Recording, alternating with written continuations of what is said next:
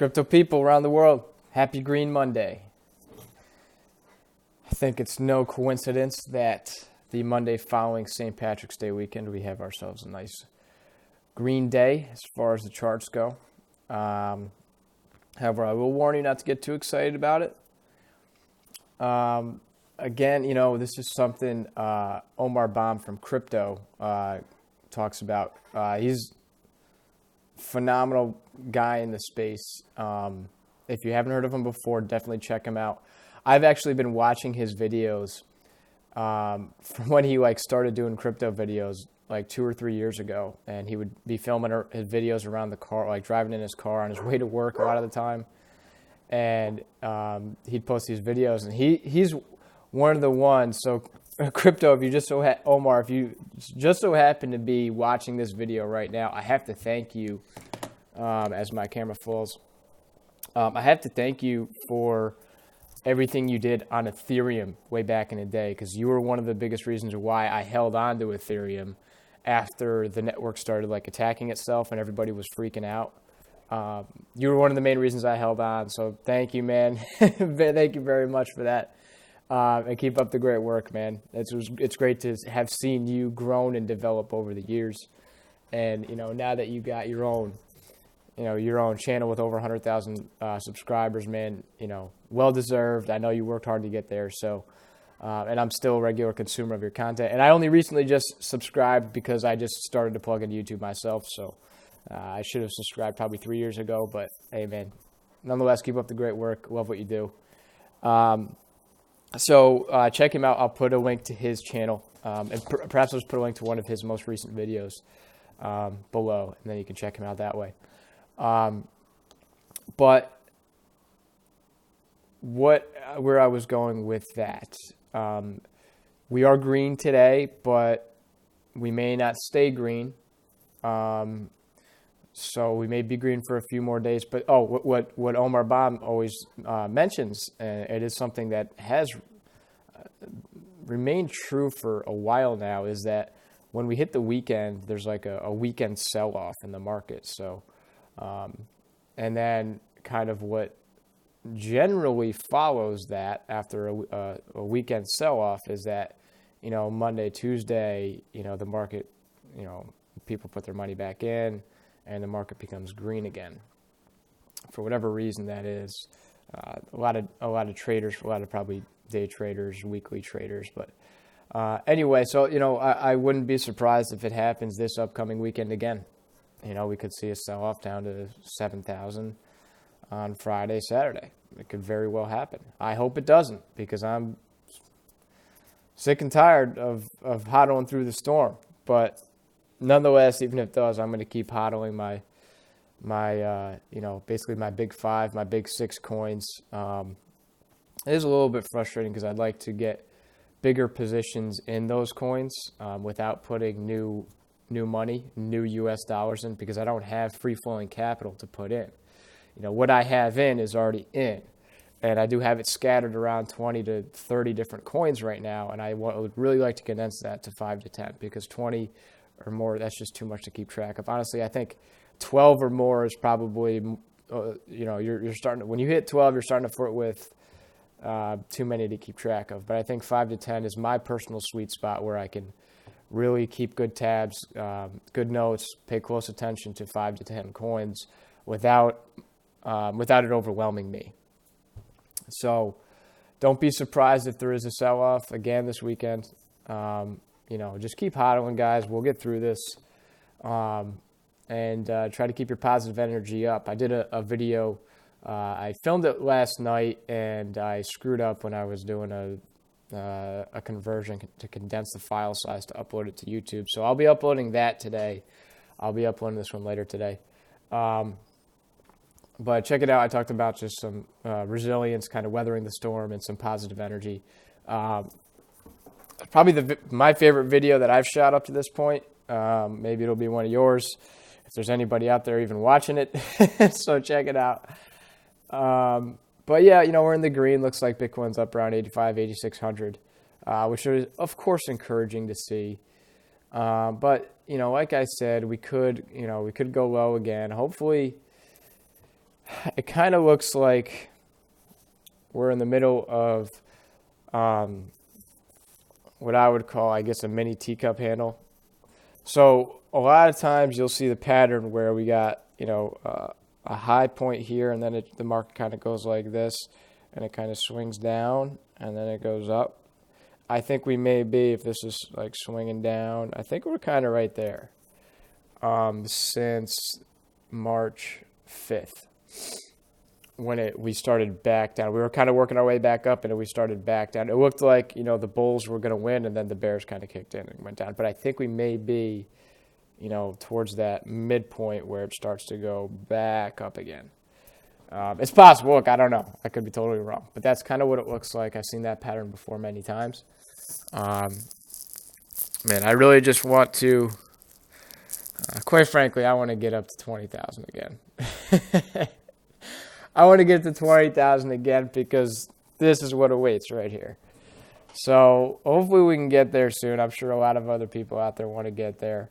But then again, if you have new money, now is a great time to get a bigger position in Bitcoin, Ethereum, Litecoin, whatever is your choice. I mean, maybe Bitcoin Cash. I got nothing against Bitcoin Cash. Don't love the way that Roger Ver goes about his business. I understand he takes a lot of flack, a lot of heat for the way that he goes about his business, probably from a lot of different angles. So I kind of understand why he is the way he is. But so a lot of people hate Bitcoin Cash because of it, but I don't know. I used to be very against it, but now I'm kind of, maybe like neutral on it. I think it's actually potentially a good coin. It is kind of frustrating the way that the creator of the coin goes about his business and the kind of us versus Bitcoin mentality. But who knows? Maybe it will end up being a good coin down the road, like a really legit coin. It could be. It could be. My fear is that the big money, the big banks, banksters, and other top 1% of the 1% are doing their damn best to manipulate this market, and in so doing, they are securing a large position in Bitcoin. So that is something that concerns me a bit.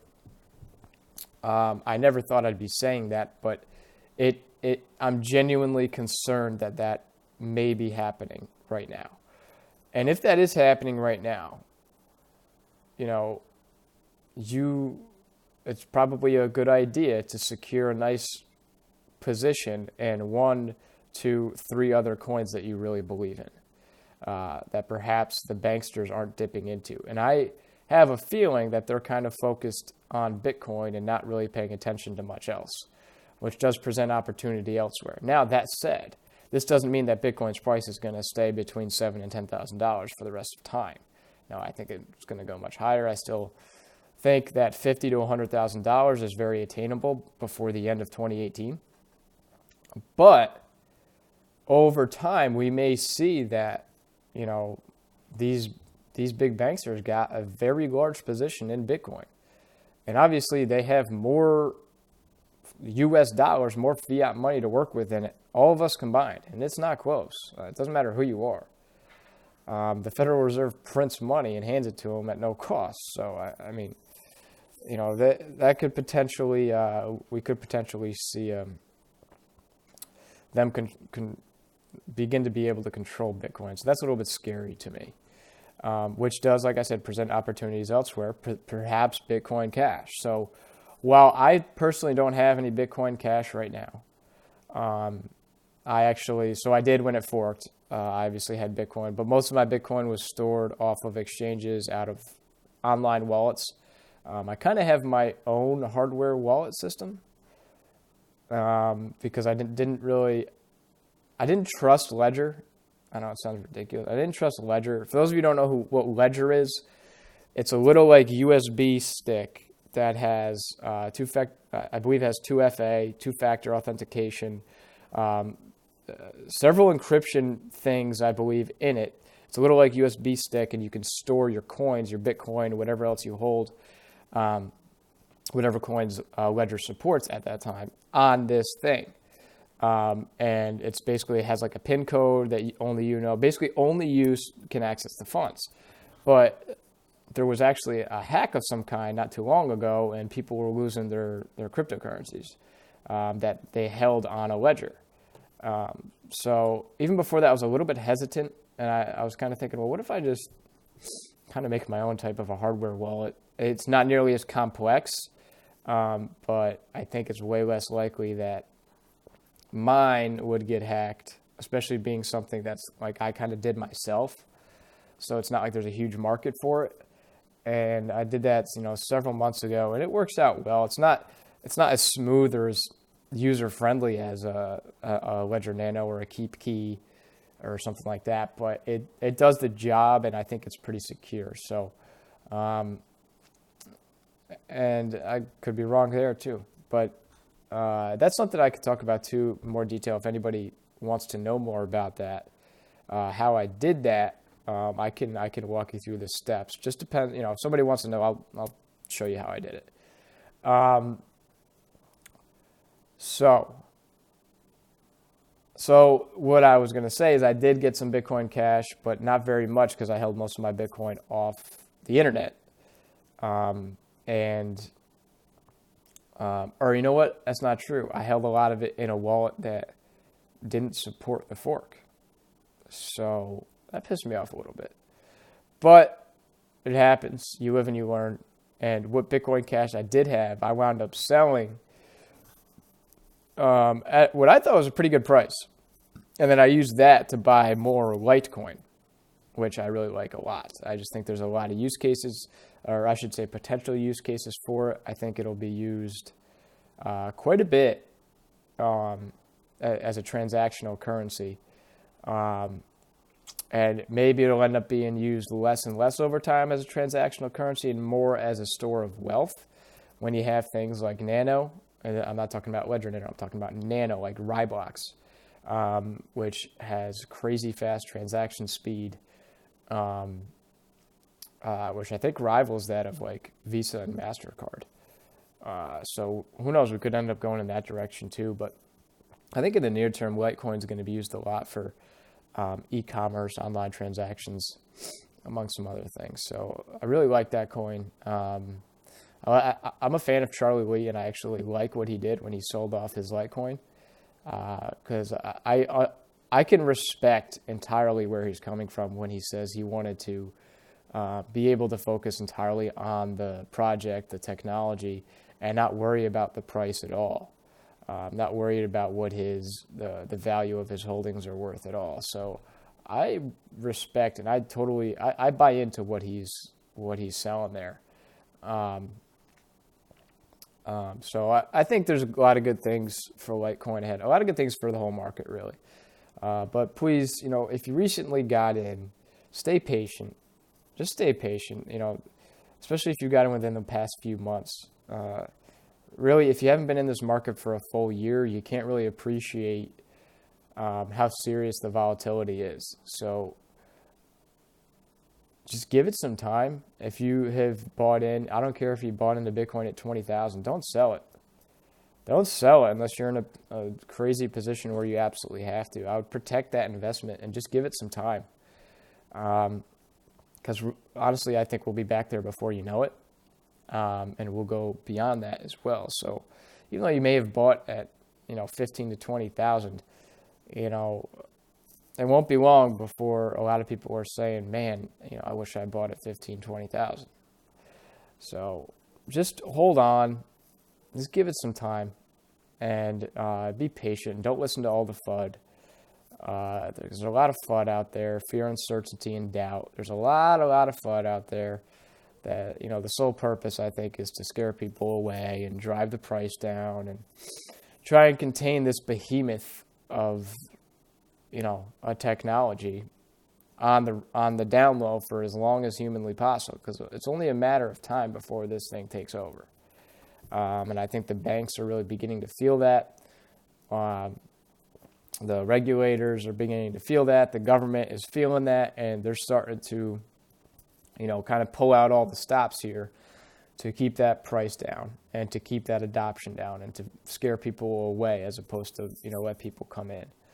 I always wonder what it would look like if there was no government, if there were no regulations that were being slapped on the cryptocurrency space, if there was no institutional money. I wonder what it would look like. I have a feeling we'd probably be a little bit higher than we are now. But then again, we may not be, because we may not have accelerated 20,000 as fast as we did. Because I think that had a lot to do with the big money, the big institutional money inflating the price. But anyway, that's enough. That's kind of just a rant of kind of where my head's at. So it's nice to see the market in the green, but, who knows if it's going to stay there. I wouldn't bank on it, but like I said, I have seen a similar pattern in the past, and it looks like we may be going towards an uptrend. I could talk about the technical analysis that I do, but I don't want to get there just yet, because these videos are intended for people that are newer, regular dudes in the space, regular girls in the space that, if you're new, I'd like to be able to provide you with some value, perhaps answer your questions. And then, a little later on down the road, I'll start talking more about technical analysis and all this, much of which I'm still learning myself, even though I've been doing it for years now. There's still a lot to learn. So if you have any questions, comments, put them below. Any other good content out there that you think I should be checking out, also put that below. Happy Monday, guys. Hope you're enjoying it. Hopefully you're not too caught up in the rat race where you hate Mondays like most people. Hopefully you can find a way to enjoy this day. I will see you guys in the next video. Home Run Crypto.